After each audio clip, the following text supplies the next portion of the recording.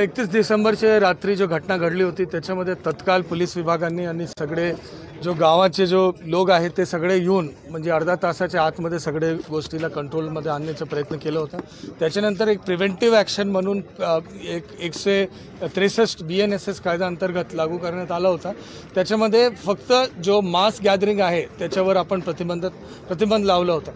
तर या गोष्टीचा जो आपला प्रोटोकॉल असतो की गावामध्ये शांतता आली की नाही सगळे लोकांची चर्चा करून सगळ्यांना विश्वासात घेऊन आणि शेवटी शांतता समितीची बैठक जो पोलीस स्टेशन लेवलवर आयोजन करण्यात आली त्याच्या प्रमाणे या ठिकाणी बैठक घेण्यात आली। त्या बैठकीमध्ये मी आणि पोलीस अधीक्षक महोदय उपस्थित होते। गावाचे सगळे समाजाचे प्रतिष्ठित नागरिकांशी आपण संपर्क साधला, त्यांच्याशी आपण बोललो।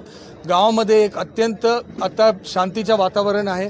सगळे प्रकारची जो कारवाई आहे त्याच्याबद्दल पण गावाचे सगळे लोकांनी समाधान व्यक्त केलेलं आहे आणि मला विश्वास आहे की या गावामध्ये आतापर्यंतचा इतिहास नाही होता आणि भविष्यामध्ये पण यासारखा कुठलीही घटना घडू नये याच्यासाठी आपण पूर्ण लक्ष देणार आहे, पूर्ण सतर्क राहणार आहे आणि पूर्ण गावामध्ये शांततासाठी पूर्ण प्रयत्न करणार आहे। जी संचारबंदी लागू आहे ती किती दिवस राहणार आहे आणि शिथिल केव्हा करणार? संचारबंदीचे ओरिजिनल आदेश जे होते वो आज रात्री 8 वाजेपर्यंत होते। ही एक प्रिव्हेंटिव्ह मेजर्स होते। ज्यावेळी संचारबंदी लागू झाली होती त्यावेळी पण पूर्णतः शांतता गावामध्ये झाली होती।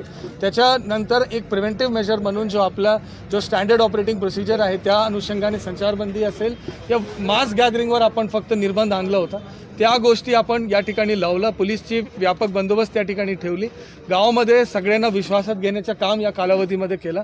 सगळे ठिकाणी आपले मीटिंग झाले, सगळे जो विभिन्न घटक होते त्यांच्यासोबत आपली बैठक झाली। पोलीसला इन्व्हेस्टिगेशन करण्यासाठी याच्यामध्ये वेळ मिळाली।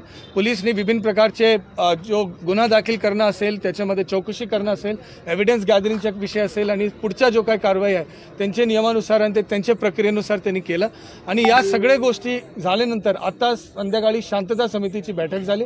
त्या शांतता समितीची बैठकमध्ये जो काही सूचना मिळाले वो आपण ऐकून घेतला।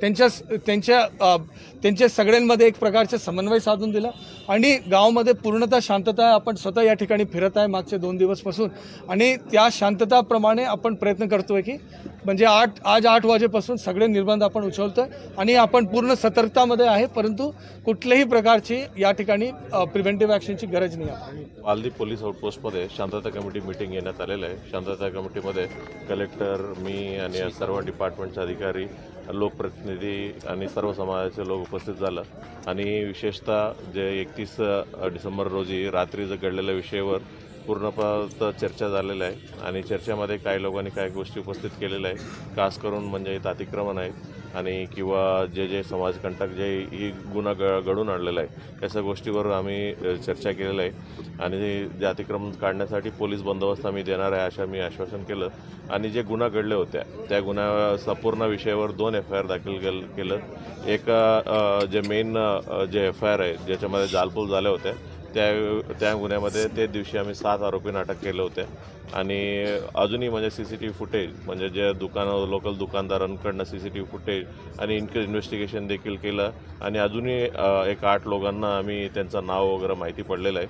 ते लोकांना अटक करण्याचा आमचा प्रयत्न चालूच आहे आणि जे समाजकंटक असे गुन्हा घडून आणलेल्या होत्या म्हणजे ते गुन्हा केलं होते अशा लोकांवरती आम्ही योग्य तो प्रतिबंधक कारवाई देखील करणार आहे।